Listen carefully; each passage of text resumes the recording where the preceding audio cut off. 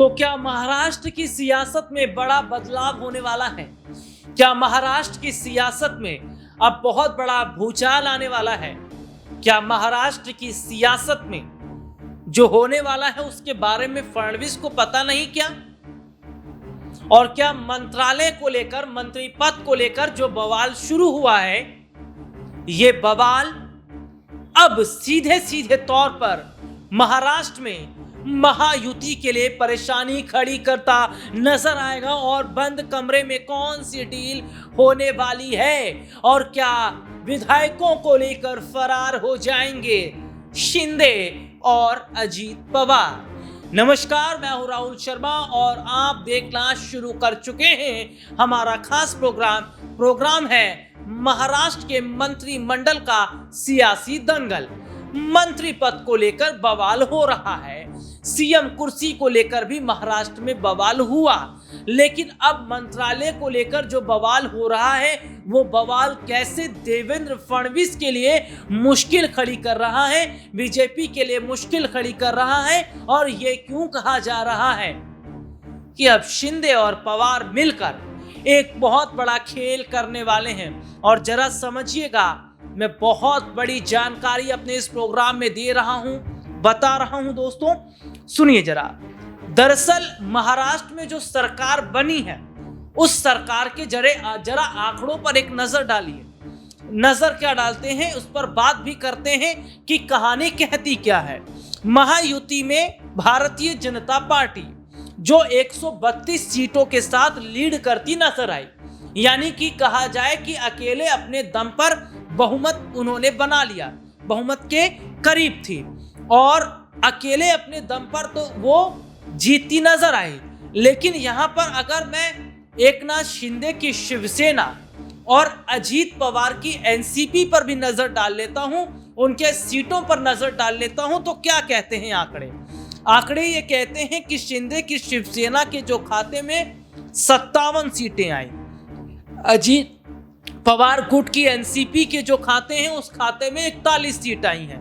तो बीजेपी को हम अलग रखते हैं थोड़ी देर के लिए। बीजेपी का आंकड़ा था 132 सीट का। अगर मैं यहां पर एकनाथ शिंदे की शिवसेना जिसके पास 57 सीटें, अजीत पवार गुट की एनसीपी जिनके पास 41 सीटें हैं, इन दोनों को मिलाकर महाविकास अघाड़ी के विधायकों को मिलाकर बात करूं तो तस्वीर तो पलट रही है, खेल तो पलट रहा है। और महाराष्ट्र में फिर तो महाविकास अघाड़ी का ही रास्ता दिख रहा है। इतना ही नहीं साहब, इतना ही नहीं, सुनिए जरा। और एकनाथ शिंदे क्या कह रहे हैं और कैसे विधायकों को लेकर बड़ा खेल होने वाला है? क्या बंद कमरे में कुछ डील होने वाली है? और जिस डील की चर्चा हो रही है, कहीं वो डील वो तो नहीं है जो डील एक वक्त में शिंदे ने की थी? क्योंकि क्या कहा था शिंदे ने, क्या कहा था महाराष्ट्र के विधानसभा चुनाव से पहले अपनी दाढ़ी पर हाथ फेरते हुए कि भैया इस दाढ़ी वाले को हल्के में मत लीजिएगा, क्योंकि ये दाढ़ी वाला अगर सरकार बनाना जानता है ना तो ये दाढ़ी वाला सरकार गिराना भी जानता है। और कब आपकी आंखों के नीचे से सरकार गिरा देंगे ना, इस बात का अंदाजा आपको नहीं होगा। क्योंकि शिंदे को हल्के में लेना ये भारतीय जनता पार्टी के लिए बड़ी बेवकूफी क्यों होगी, समझिएगा। और कैसे विधायकों का खेल चल रहा, और मैंने बकायदा आंकड़ों के साथ बताया भी है, सुनिए जरा। दरअसल ये एकनाथ शिंदे वो हैं जो डील करने में बहुत महारत हासिल है इन्हें, क्योंकि इनके पास जो विधायक थे ना, पहले ये इनके पास जो विधायक थे, इन विधायकों को लेकर जब वो बीजेपी के साथ हाथ मिला लेते हैं, उस वक्त ही बीजेपी समझ गई थी कि शिंदे कोई मामूली बंदे नहीं है। अगर उद्धव की नाक के नीचे से विधायकों को लेकर रिजॉर्ट में उड़ गए ना शिंदे, तो शिंदे इतने बड़े कहा जाए तो धुरंधर हैं कि इस बारे में बीजेपी को भी नहीं पता।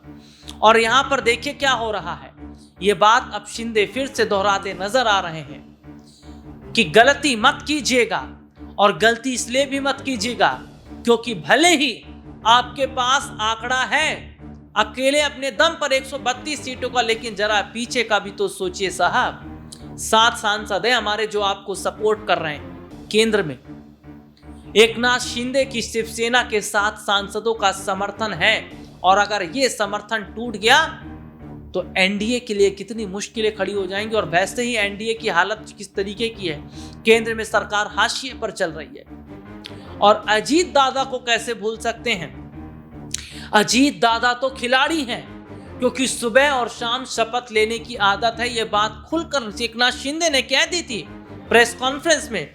उन्होंने कहा कि हमारे जो भाऊ हैं, हमारे भाऊ को बहुत तजुर्बा है, हमारे भाऊ जो हैं वो शाम को भी शपथ ले लेते हैं और सुबह भी शपथ ले लेते हैं। यानी कि बहुत बड़ी बात एकनाथ शिंदे कह चुके हैं। और मंत्रालय को लेकर क्या बात चल रही है, गृह मंत्रालय, वित्त मंत्रालय, राजस्व मंत्रालय, ये बड़े मंत्रालयों में आते हैं साहब। इनसे रेवेन्यू जनरेट होता है और इनसे रेवेन्यू जनरेट होता है तो फायदा तो होगा ही जिसके पास मंत्रालय आएगा। लेकिन बीजेपी कितनी शानी बन रही थी, सोच रही थी, क्या सोच रही थी कि भैया हेड और टेल दोनों हमारा रहेगा, यानी चित्त भी मेरी पत्त भी मेरा। लेकिन यहां पर शिंदे और पवार ने खेल बिगाड़ दिया है, क्योंकि शिंदे तो कह चुके हैं कि भैया दाढ़ी वाले को आप हल्के में मत लीजिएगा, 3 नहीं तो 2 मंत्रालय से कम हम मानने वाले नहीं हैं। अजीत दादा को नाराज कर नहीं सकते हैं क्योंकि मंत्रालय तो वो भी मांग रहे हैं। तो बीजेपी के लिए गैसे गले की हड्डी बन गया अजीत दादा और एकनाथ शिंदे। और इतना ही नहीं, हमारे पास, मैं अपने दर्शकों को जरा बता दूं, जो खबर है वो ये भी कह रही है कि एकनाथ शिंदे जो है वो अजीत पवार के साथ एक बड़ी मुलाकात कर सकते हैं। विधायकों का मैं चर्चा कर चुका हूं, किसके कितने कितने किस किस हिसाब से विधायक हैं और कैसे अगर मुलाकात होती है तो क्या मुलाकात हो रही है। खबर ये चल रही है कि मंत्रालय को लेकर बात हो रही है और ये कहा जा रहा है कि हम फिर बीजेपी, भैया सपोर्ट करने का मतलब नहीं बनता, क्योंकि आपने हमें क्या दिया है, आपने हमें लॉलीपॉप दिया है। एकनाथ शिंदे कह चुके हैं कि भैया डिप्टी सीएम पद जैसा डिप्टी सीएम पद थोड़े कुछ होता है, डिप्टी सीएम यानी कि लॉलीपॉप। डिप्टी सीएम पद आप अपने पास रखिए ना, डिप्टी सीएम पद आप अपने पास रखिए। शिंदे कह रहे थे बनना तो हमें सीएम था, आपने सीएम बनाया नहीं, चलिए अब हमें मंत्रालय दीजिए, अब उसमें आप कॉम्प्रोमाइज करेंगे तो नहीं हो पाएगा। तो कॉम्प्रोमाइज बीजेपी करने की सोच रही है और शिंदे ना कह रहे हैं। और ऐसे में खबर ये चल रही है कि विधायकों को लेकर रफू चक्कर हो सकते हैं एकनाथ शिंदे, और इसमें दादा अजीत का बहुत बड़ा रोल रहेगा और बैक सपोर्ट चाचा शरद पवार का रहेगा। तो ये खेल चल रहा है महाराष्ट्र में। अब ये बीजेपी को तय करना है कि कॉम्प्रोमाइज करेगी या नहीं करेगी, और नहीं करेगी तो फडणवीस फिर कुछ समय के लिए ही मुख्यमंत्री हैं, यानी कि 4 दिन की चांदनी और फिर अंधेरी रात। आज इस प्रोग्राम में इतना ही, आपसे फिर दोबारा मुलाकात होगी। क्या लगता है आप लोगों को? आप लोग इस मुद्दे पर अपनी राय जरूर रखिएगा। नमस्कार।